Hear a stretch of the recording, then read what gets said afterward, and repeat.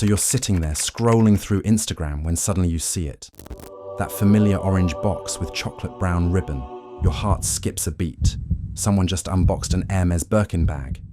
And for a brief moment, you want it too. But here's the thing. It's just leather stitched together, crafting a bag. Materials worth maybe $800 at most. Yet people are paying $20,000, $50,000, even $500,000 for these things. And they're not just paying it, they're begging to pay it. What kind of psychological warfare has Hermès perfected that makes rational humans desperate to spend the equivalent of a college education on something that holds your phone and wallet? You probably think luxury brands just slap a logo on something ordinary and call it a day. But Hermès, they're playing 4D chess while everyone else is playing checkers. In the world of luxury psychology, there's good marketing, there's great marketing, and then there's whatever dark magic Hermès is conjuring up to make you believe that a leather bag is worth more than a car. So let's dive into the mind games that turned a horse saddle company from 1837 into a psychological manipulation machine worth over $300 billion. And trust me, by the end, you'll understand why some people would sell their cars just to join this exclusive club. Picture this. You walk into an Hermès store in Paris with $20,000 cash in hand, ready to buy a Birkin bag. You approach the sales associate, money practically falling out of your pockets, and say those magic words, "I'd like to purchase a Birkin bag, please." And they look at you with that perfectly practiced sympathetic smile and say, "I'm so sorry, but we don't have any Birkins available. Would you like to see something else?" Wait, what? You have the money. You're literally begging them to take your money, and they're refusing. That's right, Hermès won't sell you a Birkin just because you can afford one. They've created the ultimate VIP room, one where having money isn't enough to get you through the door. Former Hermès sales associates have leaked that the company has a strict policy. You can't just walk in and buy their most coveted bags. You need to be offered one. And how do you get offered? By building a relationship with the brand, which basically means spending tens of thousands on their other products first. It's like a loyalty program from another dimension. Spend $10,000 on scarves, jewelry, and home goods. And maybe they'll consider you worthy of spending another $20,000 on the bag you actually wanted. But wait, are they actually losing money with this strategy? Let's do the math.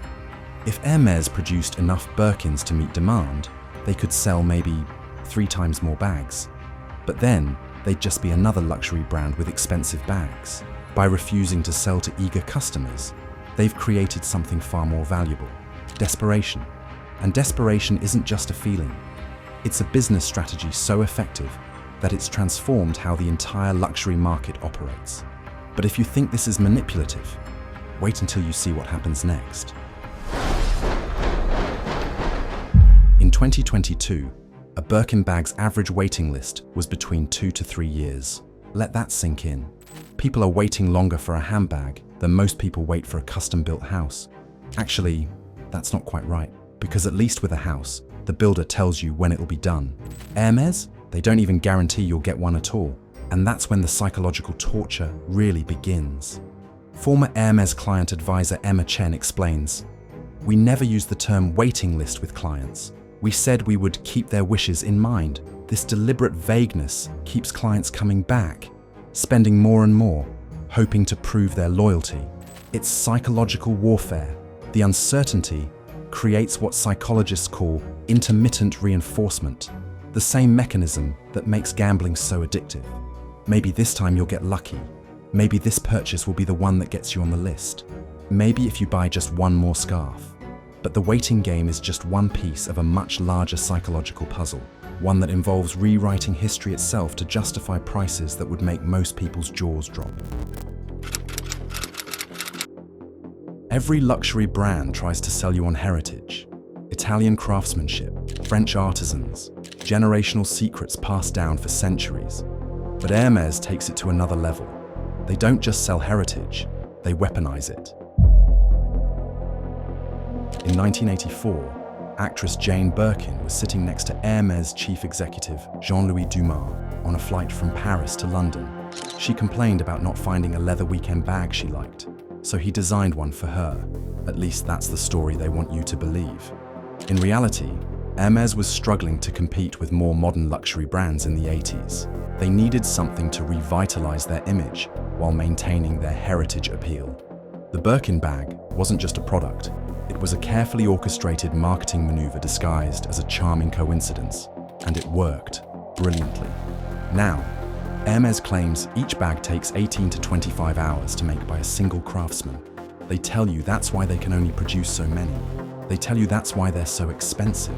But investigative journalists who visited their workshops tell a different story. While Hermès does employ skilled craftspeople, the production is far more efficient than they lead you to believe.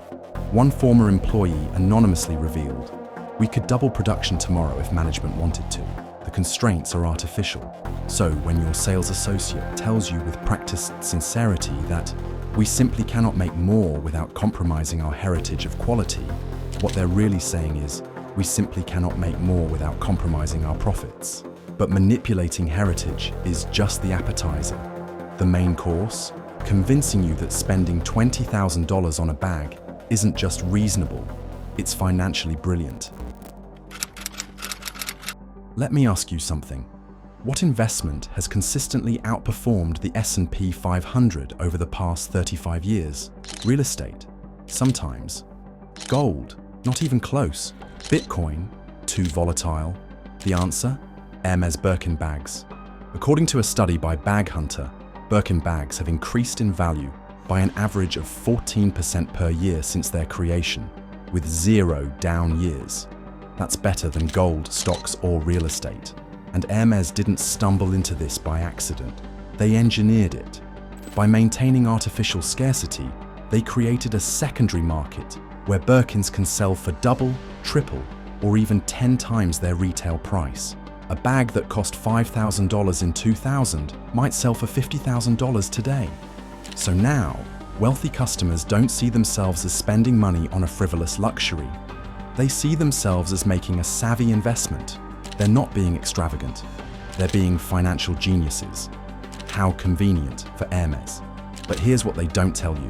This investment narrative only works as long as Hermès maintains their artificial scarcity. The moment they increase production to meet demand, the entire house of cards collapses.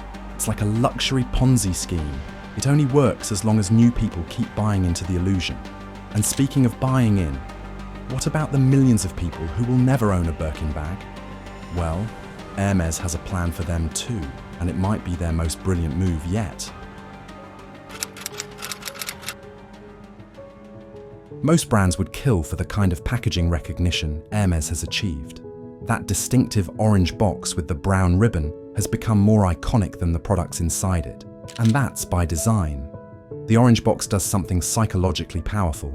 It serves as a public signal of your induction into the Hermès Club. It tells the world, I'm the kind of person who shops at Hermès. But here's the truly brilliant part. The unboxing experience has become so iconic that Hermès doesn't even need to advertise it. Their customers do it for them, for free. In 2023, there were over 8 million Instagram posts with the hashtag Hermès Unboxing. That's 8 million pieces of free advertising, created voluntarily by customers who just spent thousands on their products. How generous of them. Former luxury marketing executive Thomas Reed confesses, the orange box is the most successful marketing tool in luxury history. People literally keep empty boxes for years because throwing them away feels like throwing away status. We calculated the brand exposure value of those boxes at over $300 million annually in free advertising.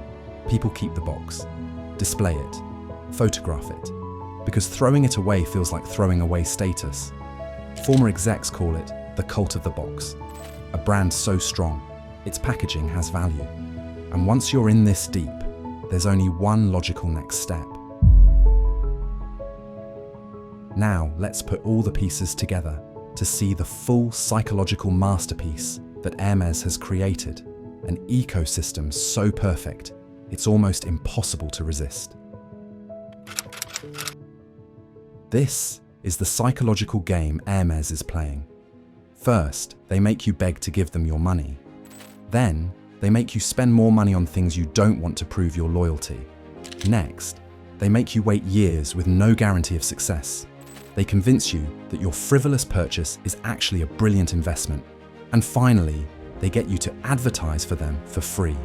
And in the end, you thank them for essentially rejecting you, all for a bag that functionally does the same job as one that costs $50 at Target. Today, Hermès is worth over $300 billion, more than Nike, Adidas, and Puma combined. Their profit margins exceed 40%, making them one of the most profitable luxury companies in history. And what's their secret? They didn't just sell you a bag. They sold you the idea that you're not good enough to buy their bag.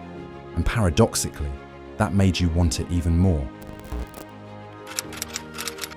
So the next time you see that orange box on your Instagram feed, remember what you're really looking at. It's not just a leather bag.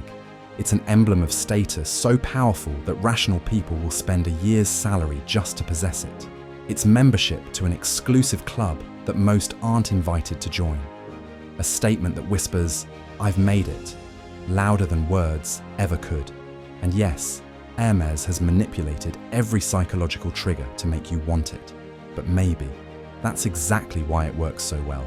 Ask yourself this: if owning a Birkin means being denied, chased and tested, and all of a sudden you get handed one, maybe you're not just a customer, maybe you're the exception. Because when that orange box lands in your hands, it's not just a purchase, it's proof that you belong where most people can't and will never enter, that you've made it. And suddenly, $20,000 doesn't seem so expensive after all.